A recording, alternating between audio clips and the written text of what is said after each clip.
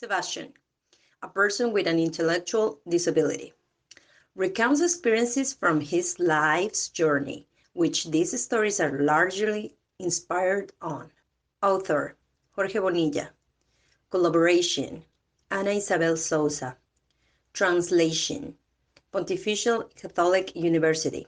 Linguistics Career, Translation Center. Direction, Jorge Luis Banet Ponce.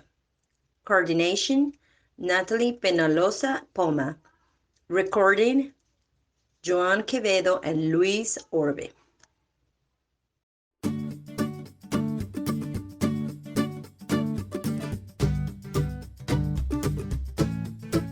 This is the story of a girl who lived the most wonderful experience with two people that will be in her heart forever.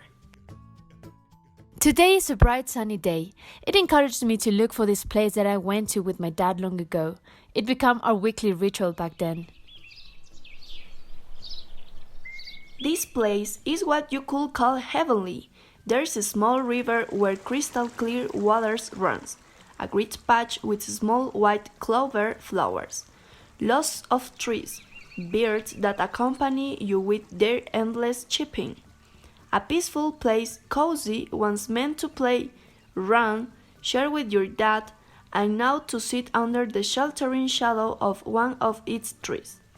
Let's follow Josie in this lovely story. It has not changed with the passing years. I remember the first time we casually discovered this place. It was one morning when we left for the countryside, me being 7 years old and my dad recently turning 46. I clearly remember because the day before we had celebrated with cake, tea and appetizers his birthday. This gathering was celebrated with Josie's brother, sister, mom, and her uncle Steve, and her aunt Stella. Sadly, her paternal grandmother wasn't there because she passed a few years before that.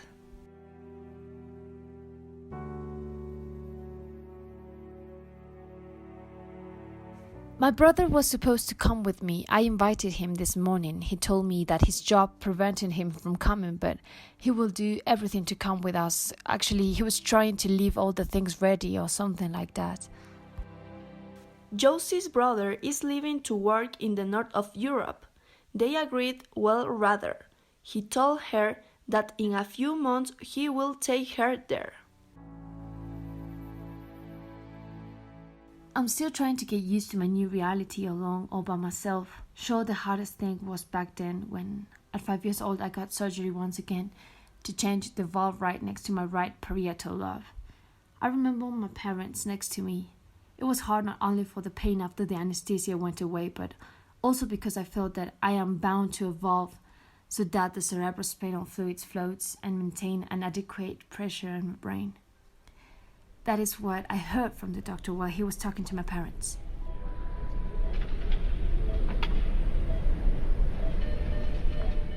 According to what my mom tells me, this was my second surgery. I cannot remember the first one.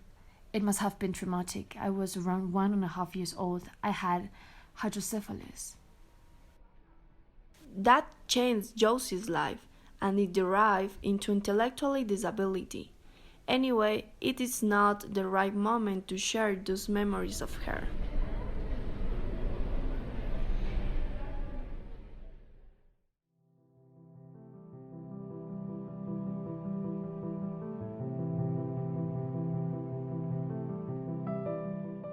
I came to enjoy the ambience, to feel the presence of my father impregnated in the air around me. Here I feel him. Why do I feel the need for my father's presence? Precisely because I am about to end up alone, all by myself? Josie is interested in maintaining this place in this protected land. My colleague Charles' nephew and I were partners along with other boys and girls when we were in the Occupational Center for Disabled People. He is one of the few people that I keep sporadic communication with. I mean, his nephew is involved in the Ministry of Environment, and he has helped to keep this place protected by the state. A memory that has been recurrent in these past few days come back to Josie. At her age, Her disability is anything but a partner, because the actual partner of Josie passed away due to a renal failure.